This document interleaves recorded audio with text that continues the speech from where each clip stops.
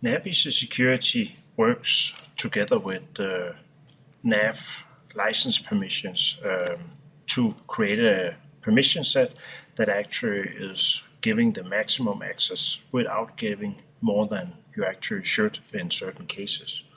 This one is especially the case when you actually have a solution developer license. One of the last things that protects posted data from being modified or deleted is actually that the customer license typically don't have access to those delete or modify actions. If you get solution developer, that last piece is actually removed. The way we build permission sets inside EC Security is actually making those one work as if they were not running on a solution developer license.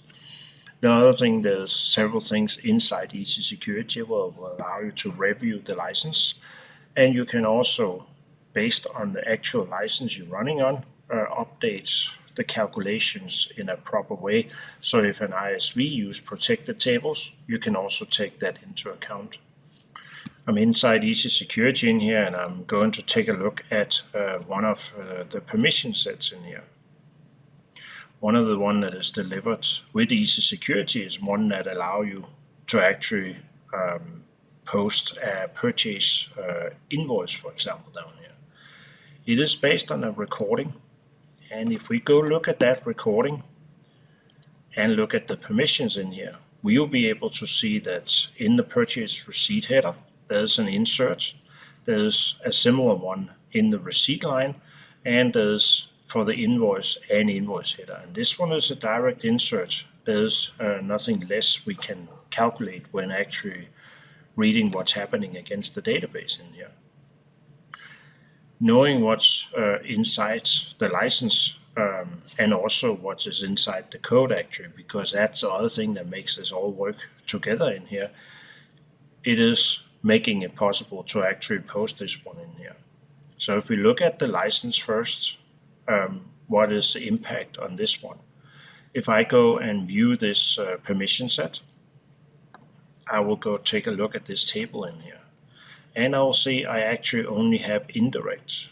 I had recorded a direct permission, but EC Security ended up giving only an indirect. This one is a fact of a typical customer license would actually only have that level, so we will reduce the permission down to what a typical customer license will have. I'm currently running here with a Kronos license, and if you actually look under the live, and one of the things you can see in here is actually license permissions. And if I go and say I want to look at my object number 120 until 123, that was the one I looked at, I will see that the license permission for those one is actually indirect insert and indirect modifier. I have a direct delete in here to be able to delete those ones. This one is the main reason that it actually is reduced in here. This data is not what is being used for calculations. When we install EC Security, we will actually go in and scan the current license that is being used in here. And it will actually put in information in if the table is limited license, and also what is the level of access in here. And as I saw, this one replicates pretty much the data that I had inside my license table that is part of the standard NAV in here. If you need these permissions updated, there is also a function in here that can actually update the limited license. It exists on the security setup. And if you go to actions and advanced, you will find the function down here to update limited license objects. It will look at the current license being used right now, and it will actually update the object properties in here. If you're of course running on a solution developer license, it wouldn't really do anything for you running that function.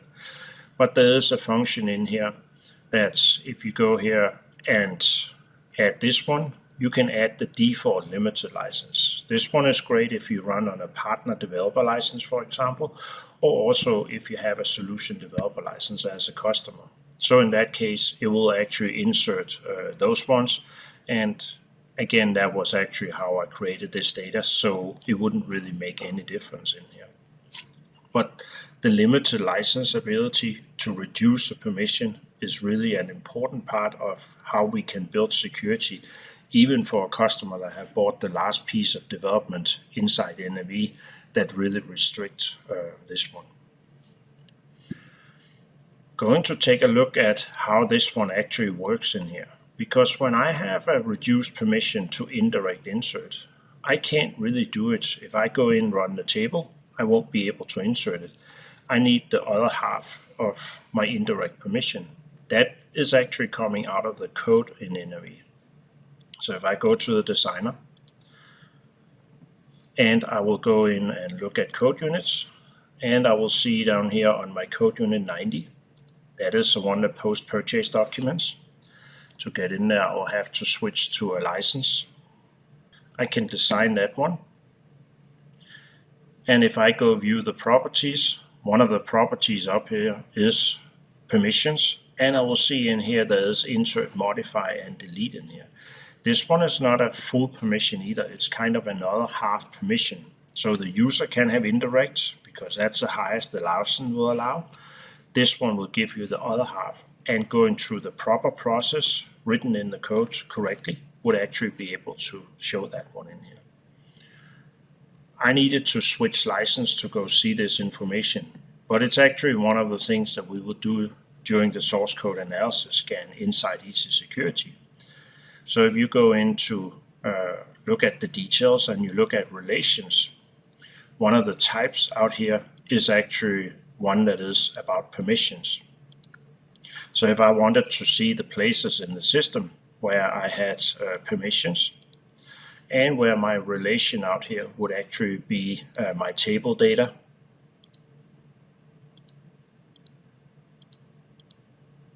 and my relation object would be my 120, my sales or purchase shipment header, I can actually see those code units or purchase receipt header that actually have access to that. I'll also be able to see the level of access that is actually given out here. So in that way, it's possible to see this based on the source code analysis we do without actually having a high level of developer license. So if you expect something to be missing, maybe for a different part of the application, you can find the information in here. Permission sets are basically built respecting what a normal license would be, allowing even solution developer licenses, partner licenses, to test something that would be done on a normal user level license. You can review the permission easily, and as I showed, you can even find the codes inside the application where we have scanned the permissions inside the code as we do a source code analysis.